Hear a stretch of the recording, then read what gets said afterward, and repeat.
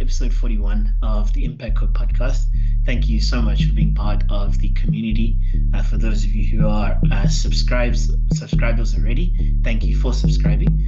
If you are listening to this and you haven't subscribed yet, we'd encourage you to subscribe to be a part of the community and part of the Impact Code journey. I'm thrilled today to introduce episode 41 to you. We have a rockstar in our midst today, and I'm sure you'll learn an incredible amount from her. It's Esther Mukumbo. She's a working professional who's a senior associate and sits on 2 boards. She will tell us a little bit about some of her passions, and no doubt you will glean a lot of the knowledge from her and be inspired by the journey that she's taken. Esther, good morning to you on this wonderful Saturday morning. How are you doing today? Morning, Tafadza. I'm good, thanks, and you? I'm very, very well, thanks. And thanks so much for being part of the Impact Code journey. And I'm excited to chat to you today. And we always start at the beginning, in terms of getting to know you a little bit. So why don't you tell me a little bit about yourself in terms of where you were born and where you grew up? So, well, I'm from the East Rand, so I'm a Joburg girl. I'm in the East, Brackpen, and I know some of your listeners might know where that is. It's close to Springs, a very Afrikaans area. So, I understand a little bit of Afrikaans because I grew up in that area. But I literally come from a working class family. My mom was a teacher. My dad then used to work as a mechanical engineer. Then he left to start a trucking business. So then they went into trucking business, and I'm the eldest of 4 kids. Awesome. No, it's great to get to know you. I can also speak a little bit of Afrikaans, not much. I can understand a little bit. I can speak even less, but yeah, it's good to know. I'm aware from having followed you on social media for some time that you love traveling. Tell me about a favorite trip in recent memory, and maybe recent. I must expand recent to more than just like a year or two because of COVID and everything. But probably say in the last 5 years or so. What's your favorite trip in recent memory? So it's my recent trip to Mozambique in April. Awesome. It was for work, obviously, but I got to sightsee a little bit of Mozambique. And, you just see how vibrant the place is. There's a whole lot of construction going on. So I stayed close to the beach, Molatello, I think a place called Molatello, where there's a lot of construction. So literally the US Embassy is setting up shop there. And, with the gas find there, there's a lot of activities happening. So the hustle and bustle. I love traveling. For me, traveling opens up a new world, things that you never thought of. A person that travels gets to see so many opportunities and gets to think a bit differently. So I absolutely love traveling. And Mozambique for me is definitely a highlight. Yeah, it's on my bucket list actually. I've never been to Mozambique. I'd love to visit, and I think as you're describing it, the urge and the desire to go kept going up and up. So I really, it's a place which I'd love to visit, and I'd encourage anyone who is listening to this to visit and let us know how it is.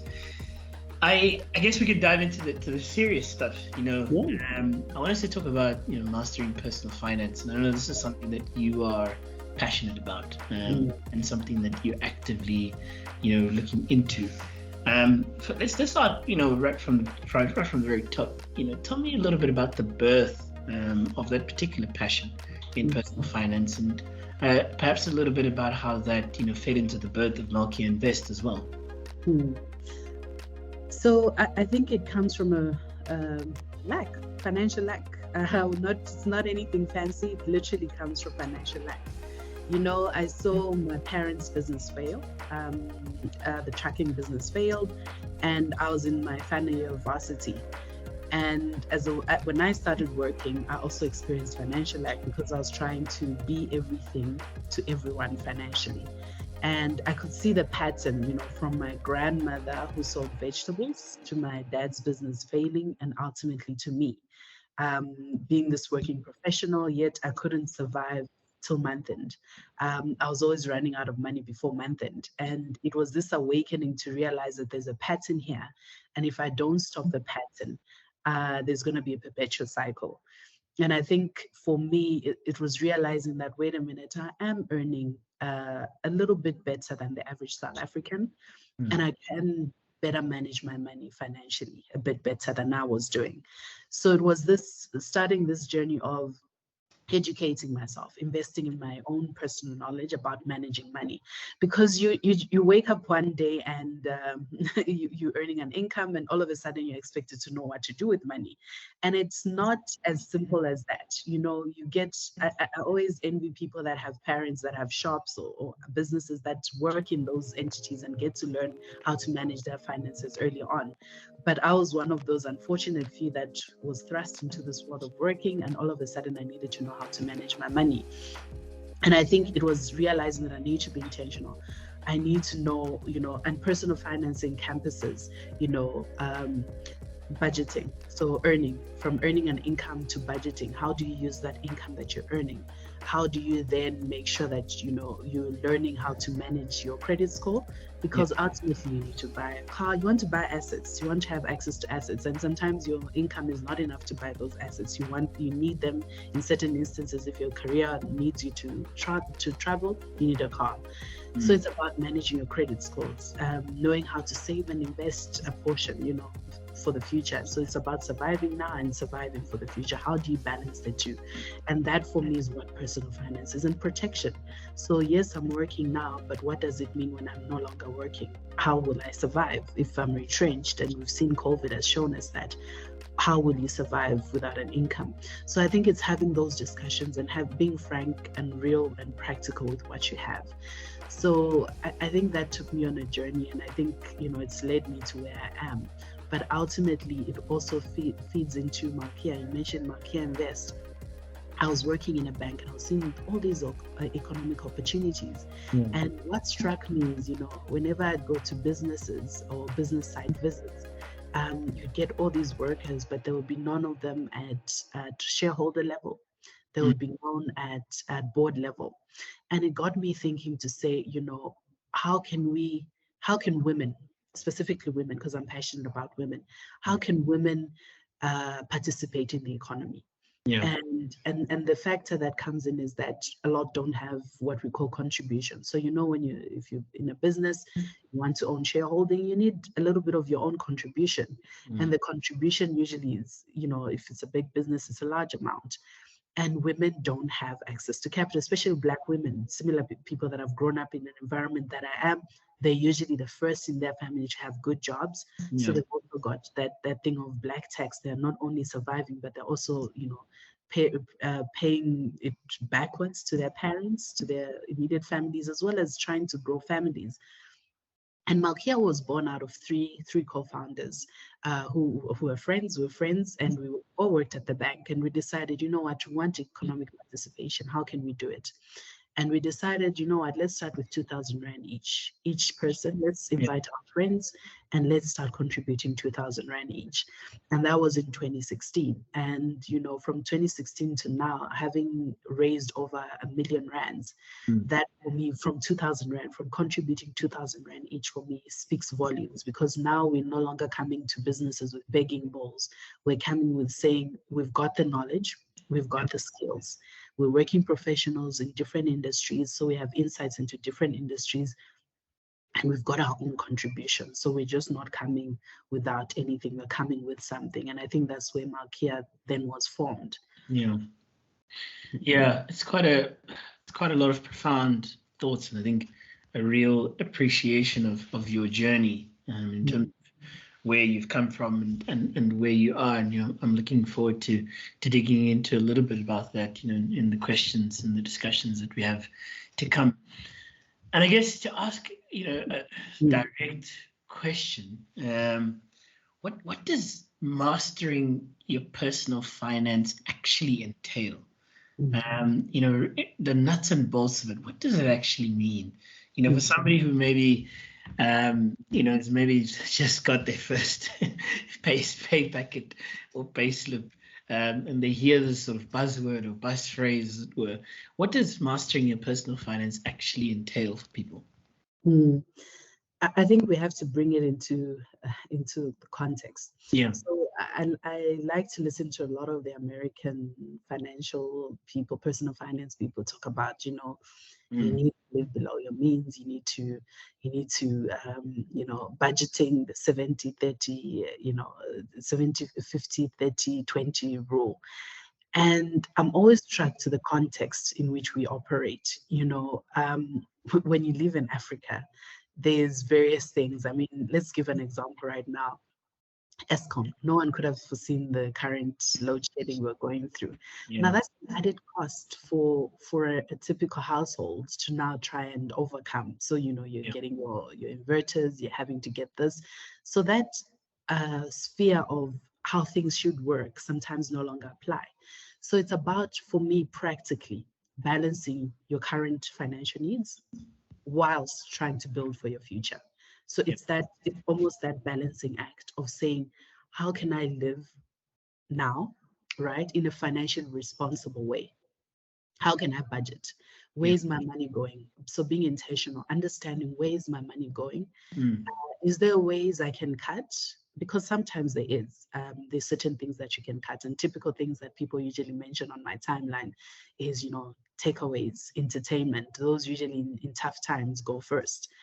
Is there things I can cut? And am I being intentional with my money? So you ask yourself, in a year, I managed to earn so much. Of this, how much did I actually save and invest for my future? How much did I use because I needed to survive, right? Which is very important. But how much did I actually put away? Because when times are good, you want to be putting something away. You want to be saving. And people usually talk of 3 to 6 months of your monthly expenses. That's what you're working towards. And I started this 350 Rand savings challenge because people struggle to put something away. Yeah. So I said, okay, let's build financial habits. Let's start putting away 350 Rand a week, if you can. If you can't, per month, 350 Rand a week or a month. And it's building these habits that ultimately will allow you to live financially well. When something unforeseen happens, are you able to go into an emergency fund? Do you have a fund that you're building that if an emergency happens, you can easily tap into? You don't need to run to the bank. You don't need to run to your friends, but you've built up that buffer for yourself. When financially tough times hit, you're then able to access.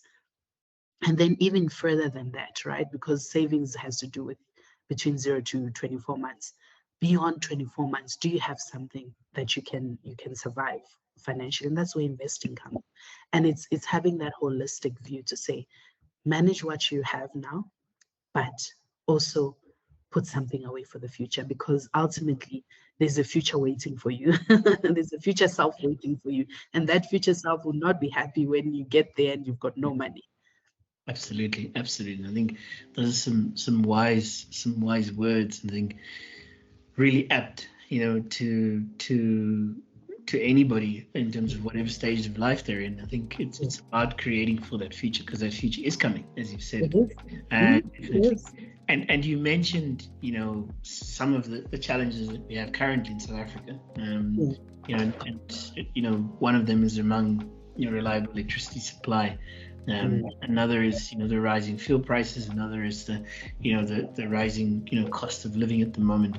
I guess, what would be your advice to people in the current climate, in that particular context? How should they respond to that, in your view? It's very hard to give a blanket statement because everyone's situations are very different, but I'll try. I think things that I think almost everyone can do is start looking at, I gave these practical examples. If you drive into work every day, some people are lucky to be working from home, but others not so much because petrol has gone up. Can you do lift clubs? Can you club together with co-workers maybe that live in the area or live close to you, that you can share that cost, right?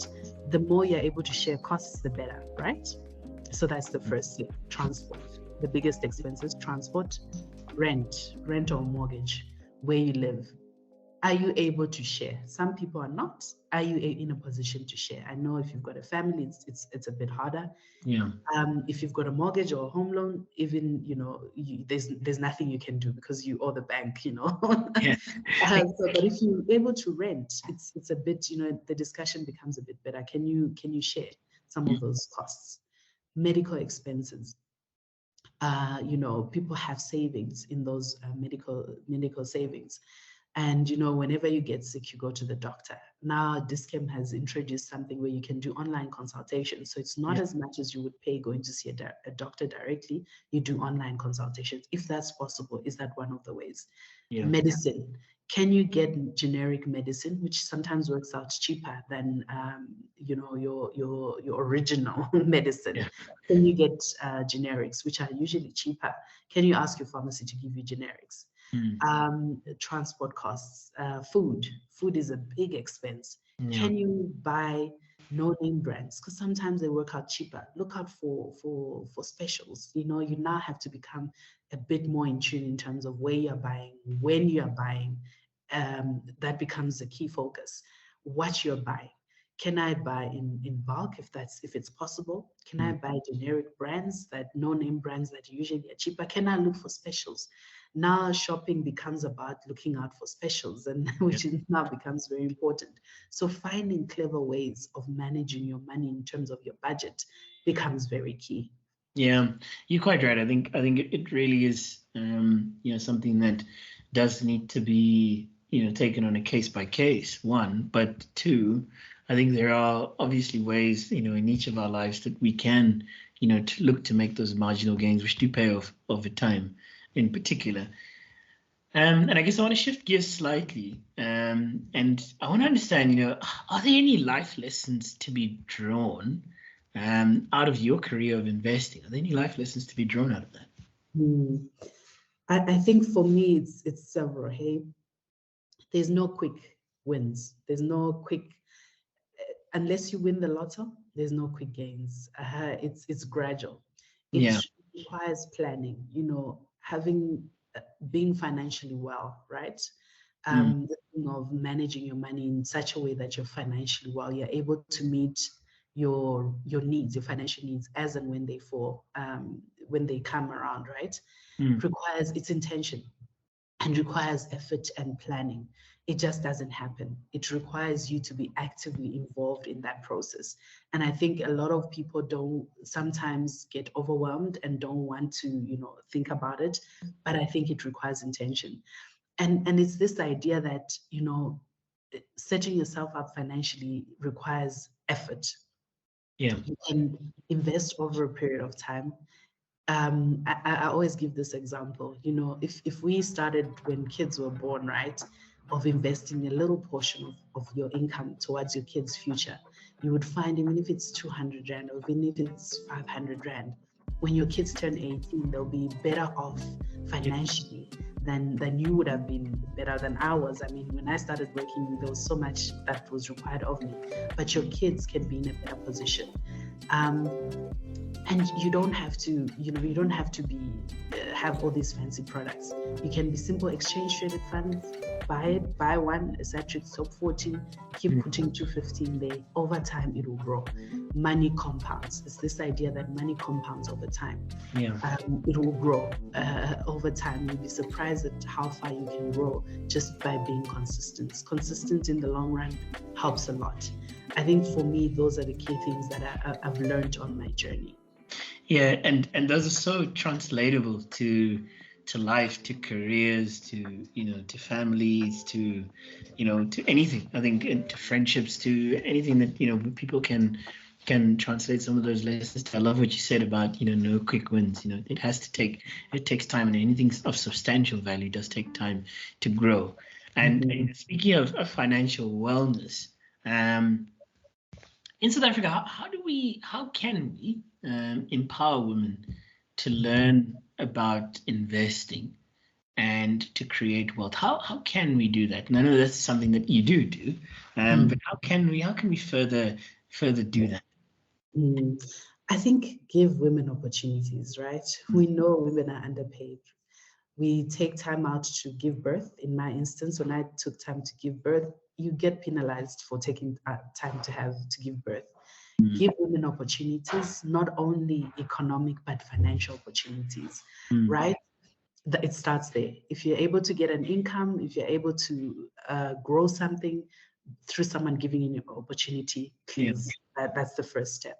The second step is just having these conversations. And I love having these conversations with my friends in Mm. your immediate circle of influence, my family, my friends, and even sharing on social media. But if I can make an impact with those around me, Yeah. and if more, I think financial companies not only celebrated women in August, but throughout the year and said, how Absolutely. can we be intentional about empowering women with knowledge of how to invest?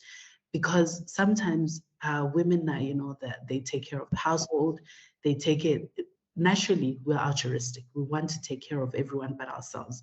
So by Mm. the time you do everything for the house, sometimes there is not enough money to invest. So if women are better paid, given those opportunities, I think it can go a long way. I like to quote Beyonce, who says, pay me in equity. Give us equity. If Mm. you're in employment, you're high up there, give other women opportunities. If you're able to get share incentives as a woman in your job, please, by all means, let those companies do that.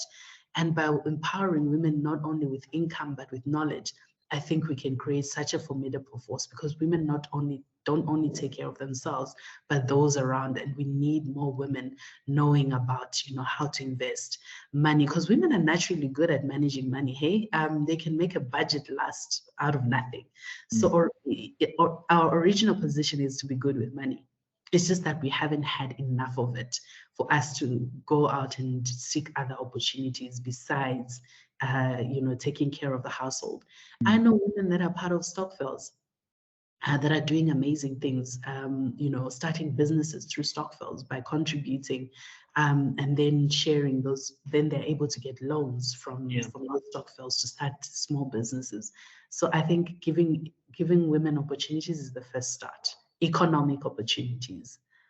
Yeah. No, I love that, and love the quote around giving or paying in equity. I think it's quite a profound shift in mindset, and something that we need to do not only in August, as you said it. I think it's quite profound, and thank you for sharing that. Esther, as a final question, how would you say you make an impact in your world? Mm. It starts with your immediate circle. Hey, Mm. if you want to change the world, start at home. Yeah, I love that. So I always say, I'm sharing knowledge with my siblings. Once I knew, how to manage, budget, save, once I started practicing some of these things I talk about, Yeah. right, I then started having those conversations with my immediate family, my Mm. siblings. I've got two sisters. I've got a brother. I then started sharing that with them and saying, guys, I found this way of managing money. Can we do it better? This is how it's always been done before. We are the new generation. Can we do things a little bit better? Yeah. And from there, my sisters we formed a siblings fund where, if there's a family need, we're no longer, running around trying to find money. We contribute 500 Rand each every month. And whenever there's a financial need, we then, use that family siblings fund. That's one of the practical ways. My siblings are investing, right? My mom is in her 50s, and I got her into investing. And now every other month, I mean, I opened the account for her. She has all the details to log in. But Mm. once in a while, she will call me every month and say, beginning of the new month, to say, how are my investments doing? Give me a statement. And that for me has been such a great thing, because my mother is now interested in investing.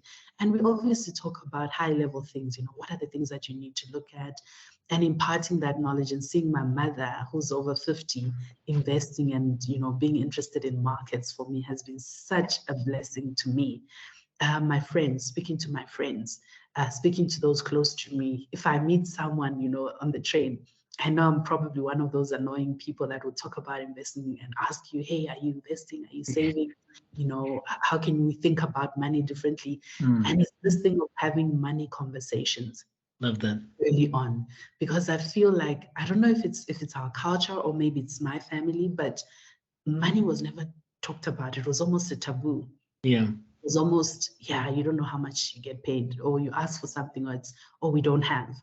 But you're not told why we don't have money for something, Yeah. right? Yeah. So Yeah. it's starting early, and I've started with my kids as well. It's starting early to say, okay, if my kids we don't have, my kids need to understand why. Mm. So I try and include them in the household budget, right? And through that, I'm hoping through sharing my immediate family and my kids, I'll be able to impact, my immediate family and ultimately impact my friends, who will then impact other people. Because if we can have these money conversations, even at work, someone put up a video. Why is it that companies are so shy to talk about salaries, and they don't want employees to talk about salaries? Why is that? Why is it a taboo? And it's almost the secrecy that perpetuates the financial lack, I believe, because people are not openly talking about how are you making money. Yeah. If you see a rich uncle, are you going to that rich uncle or auntie and saying, hey, auntie, how are you making your money? And it's not in a disrespectful way to say, how are you making money? Because it's almost saying, hey, I've seen you do it successfully. How can I do it? And Yeah. I think for me, that's why I'm so active on social media and sharing my dividend income, because other people don't know what is dividend income. They don't know that when a company, financial performance performs well, and this company is then able to return these returns to shareholders. People don't know that. And I think I was fortunate to have worked in a bank, and I've seen the back end, and I've seen people's balance sheets, personal balance sheets. I've been fortunate in that sense to have been able to see how people have made money. And I'm then able to say, okay, this one did this one did this. And I'm then able to not copy, but make it more practical for me, so that I'm then able to do it. And I think it starts with sharing knowledge and being open about finances. You don't have to go into the intricacies of how much you earn and all those things, Yeah. but to say, this is how I'm using my money. You can do it too. Yeah, love that. I love the sharing of the knowledge, and I think it's something that you do. Having followed you for quite some time, it's something I can definitely attest to and witness to. And thank you for being so impactful, and thank you for being that person. And may you continue on that trajectory, the exponential trajectory that you're on already. And Esther, we've come to the end of our little discussion. I want to thank you so much for coming on to the Impact Code podcast. I hope you've enjoyed it. I certainly have. I found it insightful. And I want to thank you once again for sharing your knowledge with us, sharing some pearls of wisdom, no doubt, which will help any listener who will be listening to this. So thanks so much, and I hope you've enjoyed it. No, I have. Thank you so much for having me. I've really enjoyed the discussion. And if it helps just one person, then I've made an impact. And that's good enough for me. Yeah, it definitely will help more than one, I'm sure. But absolutely, you're right. And to you, the listener, we want to thank you. From Esther and myself, we want to thank you for listening to the Impact Code podcast, episode 41. We want to thank you for being a part of the journey, and we wish you good health. We wish you all the best. Until we meet again in the next episode, from Esther and myself, we want to say thank you very much and goodbye.